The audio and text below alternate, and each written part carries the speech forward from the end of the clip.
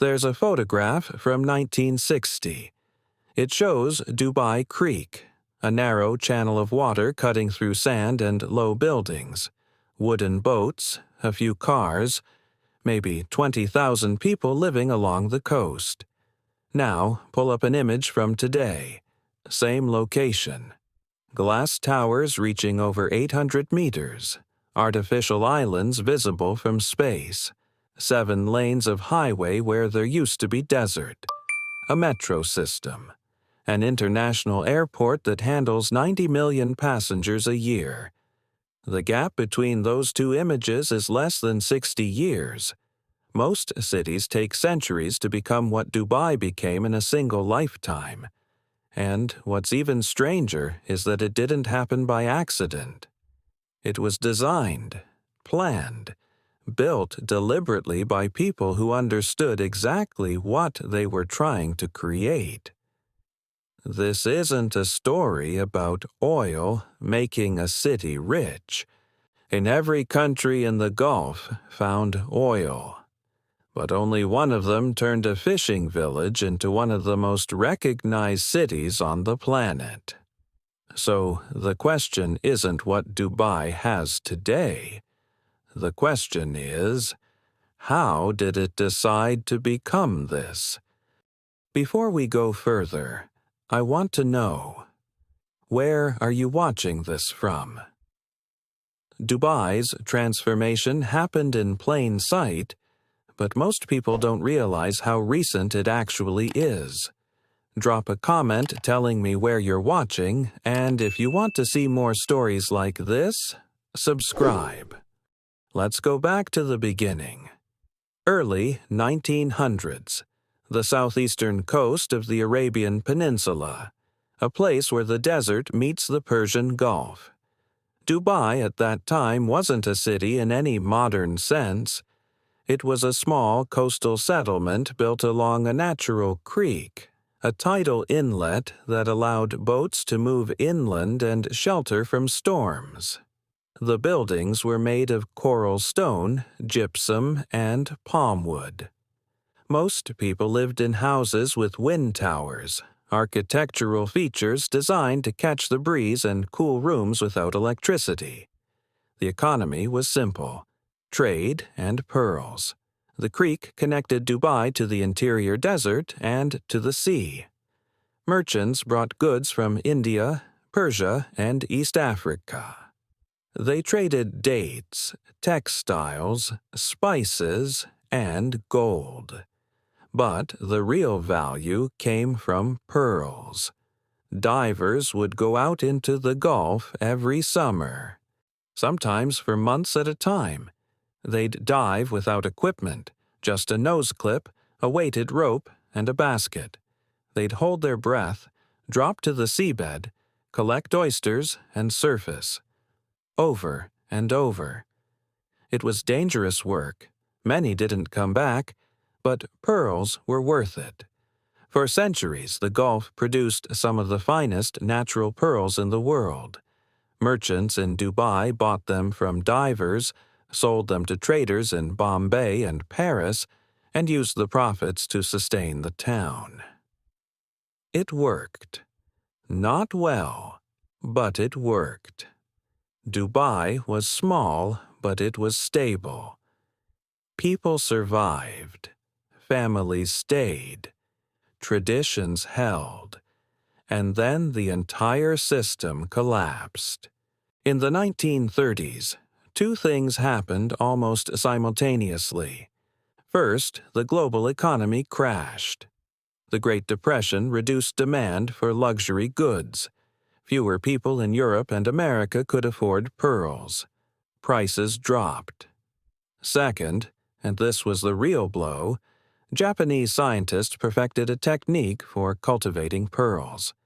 Instead of diving for wild oysters, you could now farm them. Produce pearls in controlled environments. Cheaper, faster, more predictable. Within a few years, the natural pearl market was gone. For Dubai, this was catastrophic. The pearl trade had been the foundation of the entire economy. Divers, Merchants, boat builders, traders, all of it depended on pearls. When the market collapsed, there was nothing to replace it. People left. Families migrated to other parts of the Gulf or inland. The population of Dubai, in which had been around 20,000, shrank. Buildings fell into disrepair. The creek, once crowded with boats, went quiet. By the late 1940s and early 1950s, Dubai was poor. There were no industries, no major exports, no clear path forward. The ruling family, the Al Maktoums, governed a town with almost no resources and very little hope of growth. And this is where the story gets interesting, because what happened next wasn't inevitable. It was a choice.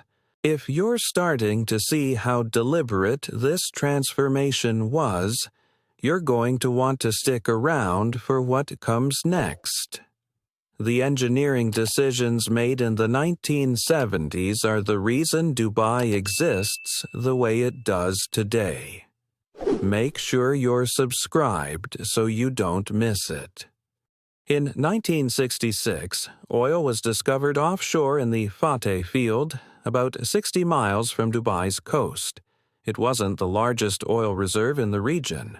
Abu Dhabi, just to the south, had far more. Saudi Arabia had far more. Even small emirates like Sharjah had competitive reserves. But Dubai had enough. And more importantly, Dubai had leadership that understood what oil actually was. Sheikh Rashid bin Saeed Al Maktoum, the ruler at the time, didn't see oil as wealth. He saw it as time, a temporary advantage, a window. He knew oil wouldn't last forever. He knew other places had more of it. And he knew that if Dubai was going to survive, it couldn't just spend the money.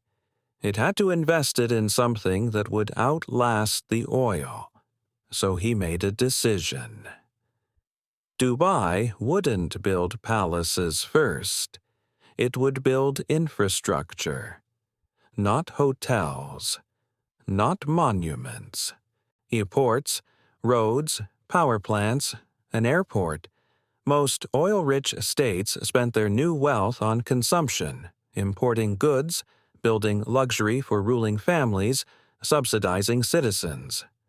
Rashid did the opposite. He reinvested almost everything into systems that would allow Dubai to compete as a trade hub. It was a gamble. Because at that point there was no reason to believe Dubai could compete with established ports in the Gulf or Asia. It was still small, still isolated, still mostly unknown. But Rashid had studied history. He understood that cities became powerful not because of resources, but because of position. And Dubai, sitting between Europe, Africa, and Asia, had position. The question was whether he could move fast enough to capitalize on it. The first major project was Port Rashid. Construction began in 1967, just 1 year after the oil discovery. At the time, ships coming to Dubai had to anchor offshore and transfer cargo to smaller boats, which would then navigate the shallow creek. It was slow, expensive, and inefficient. Rashid wanted to change that. He wanted ships to dock directly in Dubai.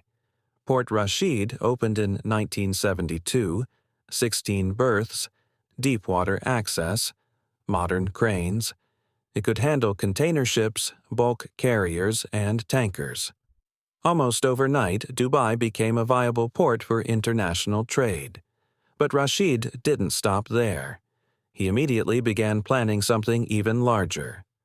Jebel Ali Port started construction in 1976. It was built in open desert, miles from the city center, because there was no existing infrastructure to work around. Engineers dredged the seabed. I constructed breakwaters and carved out one of the largest man-made harbors in the world. When Jebel Ali opened in 1979, it had 67 berths and could accommodate the largest cargo ships on the planet. Around the port, Rashid established a free trade zone, an area where companies could operate without tariffs, import goods without restrictions, and set up regional headquarters with full ownership. This was the key move.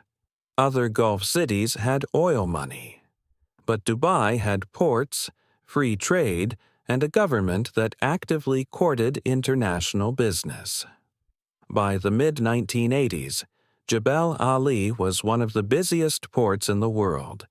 Companies from Europe, Asia, and Africa set up offices in Dubai, not because they wanted to sell to Dubai, but because Dubai gave them access to markets across 3 continents. The city was still small, as the population was maybe 500,000. There were no skyscrapers yet, no Palm Islands, no Burj Khalifa, but the foundation was there, and everything that came after was built on top of this strategy. Infrastructure first, image second. While Dubai was building ports, something else was happening politically. In 1971, the British government announced it was withdrawing from the Gulf. For over a century, Britain had maintained a military and diplomatic presence in the region, protecting trade routes and mediating disputes between local rulers. When the British left, the small emirates along the coast faced a choice. They could remain independent, tiny, vulnerable states competing against each other, or they could unify. On December 2, 1971, 6 emirates, Abu Dhabi, Dubai, Sharjah, Ajman, Al-Quwain, and Fujairah, formed the United Arab Emirates. Ras Al Khaimah joined a few months later. Abu Dhabi, the largest and wealthiest, became the capital. Sheikh Zayed bin Sultan Al Nahyan, the ruler of Abu Dhabi, became the first president of the UAE. 1. But each emirate retained significant autonomy. They controlled their own economies, their own development strategies, their own legal systems. For Dubai, this was ideal. It gained the stability of being part of a recognized nation-state, with a seat at the UN and formal diplomatic relations. But it kept control over the decisions that mattered most: trade policy, infrastructure, and economic planning. The federation worked because it was flexible. Abu Dhabi provided oil wealth and political legitimacy. Dubai provided commerce and global connectivity. The other emirates contributed stability and regional balance. By the late 1970s, the UAE was one of the most stable countries in the Middle East. And Dubai, within that framework, had the freedom to pursue its vision. By the 1990s, Dubai had infrastructure. It had ports, an airport, roads, and a growing economy. But it didn't have an image. If you asked someone in 1995 to name a city in the Middle East, they'd say Cairo, Istanbul, Jerusalem, not Dubai. It was still mostly unknown outside of business circles. That changed in the late 1990s and early 2000s, when Dubai began building projects that were impossible to ignore. The Burj Al Arab opened in 1999, a luxury hotel built on an artificial island designed to look like a sail. At the time, it was one of the tallest hotels in the world.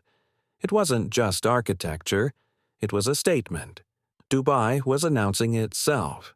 Then came Palm Jumeirah, an artificial island in the shape of a palm tree, visible from space. It required moving 94 million cubic meters of sand and 7 million tons of rock. Engineers had to account for currents, erosion, and environmental impact. It was expensive, risky, and completely unprecedented. When it opened in the mid-2000s, people around the world saw the images. A city building islands, in the desert. It didn't matter if you'd never been to Dubai. You'd seen it. And then, in 2010, came Burj Khalifa. 828 meters tall. The tallest building in the world by a significant margin. It redefined what was physically possible in architecture. These projects weren't just about tourism, they were about branding. Dubai was positioning itself as a city of ambition, a place where the impossible became routine. But there was a problem. All of this was expensive, very expensive. And by 2008, the global economy was collapsing. In 2008, when the global financial crisis hit, Dubai was in the middle of dozens of massive construction projects. Towers, hotels, entire new neighborhoods. All of it financed by debt. When credit markets froze, construction stopped. Cranes went silent. Projects were abandoned mid-build. Property values collapsed. Foreign investors pulled out. Hundreds of thousands of workers left the city. By late 2009, Dubai was facing a debt crisis. The government-owned conglomerate Dubai World announced it couldn't meet its obligations. It owed tens of billions of dollars to international banks and investors. For a moment, it looked like Dubai might default. If that happened, the entire model, the ambitious projects, the global image, the infrastructure investments, would unravel. Then Abu Dhabi stepped in, and the UAE's capital provided a $10 billion bailout, restructured the debt, and gave Dubai time to recover. It wasn't a gift, it came with conditions. Dubai had to slow down, rethink its strategy, and focus on sustainable growth. And that's what it did. Instead of building more hotels and islands, Dubai diversified. It invested in finance, technology, logistics, and tourism. It attracted startups, international banks, and global companies looking for a base in the region. Dubai also positioned itself as a cultural and aviation hub. Emirates Airline, which had started as a small regional carrier in 1985, became one of the largest and most recognizable airlines in the world. Dubai International Airport became the busiest international airport by passenger traffic. By the mid-2000s, Dubai had recovered, not just survived, but reinvented itself. So again, the city that had been built on pearls, then oil, then trade, then construction, was now building an economy based on services, logistics, and global connectivity. And it was planning for what came next. In 2020, Dubai hosted the World Expo, delayed by a year due to the pandemic, but still one of the largest international events in recent history. The theme was Connecting Minds, Creating the Future. It was a declaration. Dubai was no longer just a city of skyscrapers and ambition. It was positioning itself as a hub for innovation, technology, and sustainability. Today, Dubai is investing heavily in renewable energy. The Mohammed bin Rashid Al Maktoum Solar Park is one of the largest solar energy projects in the world. The city has announced plans to generate 75% of its energy from clean sources by 2050. It's also building infrastructure for a post-oil economy. Free zones for technology companies. research centers for artificial intelligence, partnerships with universities and startups from around the world. And the city's population is now over 3 million. More than 85% of residents are foreigners. It's one of the most diverse cities on the planet. But the question that's been hanging over Dubai since the beginning is still there. Can it survive without oil? The oil that was discovered in 1966 is running out. Dubai's reserves were never as large as its neighbors. Current estimates suggest the remaining oil will last maybe another decade or two. So the city is in a race. It has to build an economy that doesn't depend on oil before the oil is gone. And based on everything it's done so far, it might actually succeed. Because here's what Dubai has always understood. Resources run out. But position doesn't. If you control the routes, the ports, the airports, the infrastructure that connects markets, you don't need oil. You need access, and Dubai has spent 60 years building exactly that. Standing in Dubai today, looking at the skyline, it's easy to think this was inevitable. That, of course, a city with oil money would become this. But that's not what happened. Dubai didn't become what it is because of oil. It became what it is because someone saw the oil as temporary and made decisions based on that. Most cities grow slowly, organically, over generations. Dubai did it in one lifetime, and not by accident, by design. The photograph from 1960, the one with the creek and the wooden boats, that's not ancient history. There are people alive today who remember that Dubai, who lived in it, who watched it transform. And the city you see now, it's still being built, still evolving, still making decisions about what comes next. Whether it works long-term, we don't know yet. But the fact that a fishing village became one of the most recognizable cities in the world in less than 60 years, that's not luck, that's strategy. After hearing this story, what surprised you most about how Dubai was built? Was it the speed, the strategy, or something else? Let me know in the comments. And if you want to explore more stories about how the world became what it is today, subscribe and turn on notifications. There's a lot more where this came from.